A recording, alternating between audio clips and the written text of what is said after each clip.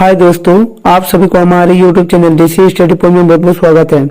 आज हम लोग क्लास 9 के 6 सितंबर को हुए सामाजिक विज्ञान के वीकली टेस्ट के आंसर के को देखने वाले हैं। इसलिए आज के हमारे इस वीडियो को आप लोग शुरू से अंत तक देखें और हाँ, अच्छा लगे तो अपने दोस्तों को भी ज्यादा से ज्यादा शेयर करें। तो चलिए दोस्तों, अब देर न करके एक एक करके उन सभी क्वेश्चनों को देखते हैं।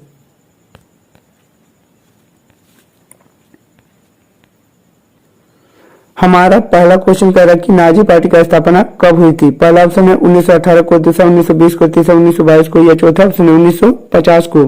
तो नाजी पार्टी की स्थापना 1920 ईस्वी को हुई थी, इसीलिए इसका सही जवाब है ऑप्शन नंबर बी। हमारा अगला क्वेश्चन कह रहा है कि प्रथम विश्व युद्ध कब से कब तक हुआ। पहला ऑप्शन है 1916 से 20 तक, दूसरा 1914 से 20 तक, तीसरा ऑप्शन 1914 से 18 तक या चौथा ऑप्शन है 1915 से 21 तक। तो प्रथम विश्व युद्ध 1914 से 18 के बीच लड़ी गई थी, इसलिए इसका सही जवाब है ऑप्शन नंबर सी। हमारा अगला क्वेश्चन कह रहा है कि किसी समुदाय को दूसरे समुदाय से अलग रखना क्या कहलाता है। पहला ऑप्शन है शिविर, दूसरा ऑप्शन है गेटो, तीसरा ऑप्शन है स्लंप गृह या चौथा ऑप्शन है इनमें से कोई नहीं। तो किसी समुदाय को दूसरे समुदाय से अलग रखना घेटो कहलाता है, इसीलिए इसका सही जवाब है ऑप्शन नंबर बी। हमारा अगला क्वेश्चन कह रहा है कि एडोल्फ हिटलर का जन्म कहाँ हुआ था। पहला ऑप्शन है ऑस्ट्रिया में, दूसरा जर्मनी में, तीसरा रूस में या चौथा ऑप्शन है फ्रांस में। तो एडोल्फ हिटलर का जन्म ऑस्ट्रिया में हुई थी, इसलिए इसका सही जवाब है ऑप्शन नंबर ए।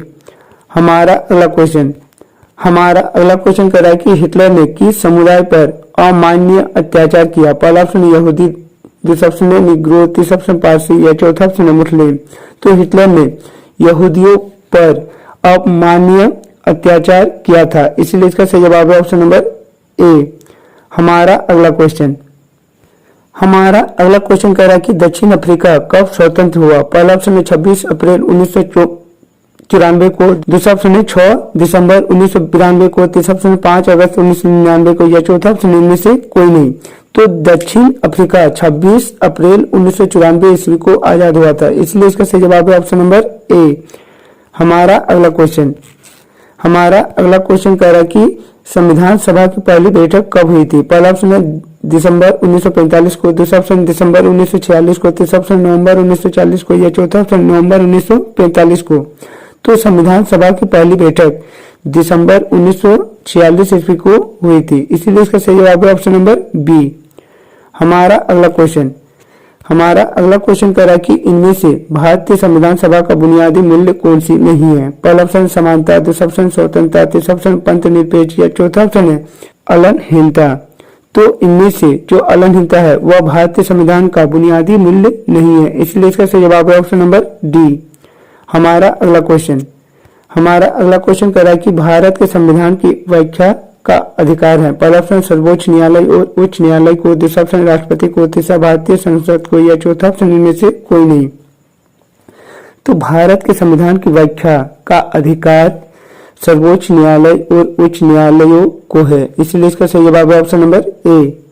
हमारा अगला क्वेश्चन कह रहा है कि इनमें से कौन सा सम्मिलित नहीं है। पहला ऑप्शन मोतीलाल नेहरू रिपोर्ट, दूसरा ऑप्शन राजेंद्र प्रसाद संविधान सभा के अध्यक्ष, तीसरा ऑप्शन BR अम्बेडकर प्रारूप समिति के अध्यक्ष या चौथा ऑप्शन है इंदिरा गांधी संविधान सभा की सदस्य। तो इनमें से जो डी नंबर में दिया गया है कि इंदिरा गांधी संविधान सभा का सदस्य, यह सम्मिलित नहीं है, इसलिए इसका सही जवाब है ऑप्शन नंबर डी। हमारा अगला क्वेश्चन कह रहा है कि हिटलर की ऐतिहासिक बेवकूफी क्या थी। तो इस सवाल का सही जवाब होगा कि 1941 ईस्वी में सोवियत संघ पर आक्रमण हिटलर का सबसे बेवकूफी काम था। हमारा अगला क्वेश्चन कह रहा है कि संविधान किसे कहते हैं। तो इस सवाल का सही जवाब होगा कि ऐसी सभी बुनियादी नियमों का सम्मिलित रूप जिसका पालन नागरिकों और सरकार दोनों को करना होता है, संविधान कहलाता है। हमारा अगला क्वेश्चन नंबर 13 कह रहा है कि समानता को परिभाषित करें। तो इस सवाल का सही जवाब होगा कि कानून के समझ सभी को समान समझना, परंपरागत असमानताओं का अंत और समान अवसरों की गारंटी देना ही समानता कहलाता है। हमारा अगला क्वेश्चन कह रहा है कि प्रोपेगेंडा से आप क्या समझते हैं। तो इस सवाल का सही जवाब होगा कि जनमत को प्रभावित करने के लिए किया जाने वाला एक खास तरह का प्रचार, पोस्टर, फिल्म, भाषण द्वारा के माध्यम को प्रोपेगेंडा कहते हैं। हमारा अगला क्वेश्चन कह रहा है कि नाजी आंदोलन की मुख्य विशेषताएं क्या थी। तो इस सवाल का सही जवाब होगा कि नाजीवादी आंदोलन की मुख्य विशेषताएं निम्नलिखित थी। पहला विशेषता था कि नाजीवाद हर तरह की संसदीय एवं लोकतांत्रिक संस्थाओं का विरोधी था। दूसरा है कि नाजी दल शक्ति का प्रयोग में यकीन रखता था। तीसरा है कि यह जर्मन की सैन्य शक्ति बढ़ाने का पक्षधर का तथा जर्मनी का वर्चस्व वह पूरे विश्व में फैलाना चाहता था। और चौथा विशेषता है कि यह शांति के बजाय युद्ध में अधिक विश्वास रखता था, इसलिए जर्मनी की सेना 8 गुना बढ़ा दी गई। और हमारे इस सेट का आखिरी क्वेश्चन कर रहा है कि रंगभेद की नीति का क्या प्रभाव पड़ा। तो इस सवाल का सही जवाब होगा कि रंगभेद की नीति का प्रभाव निम्नलिखित है। पहला है कि रंगभेद की नीति ने लोगों को बांट दिया तथा उनकी पहचान उनके शरीर के रंगों के आधार पर की जाने लगी। दूसरा है कि रंगभेद की नीति खासकर काले लोगों के लिए दमनकारी था। तीसरा है कि काले लोगों को गोरे लोगों के इलाके में रहने पर प्रतिबंधित कर दिया गया। चौथा है कि काले लोगों के लिए बस, टैक्सी, होटल, अस्पताल, स्कूल, कॉलेज, पुस्तकालय, सिनेमाघर, थिएटर, पर्यटन स्थल, यहाँ तक कि जन शौचालय भी अलग कर दिया गया।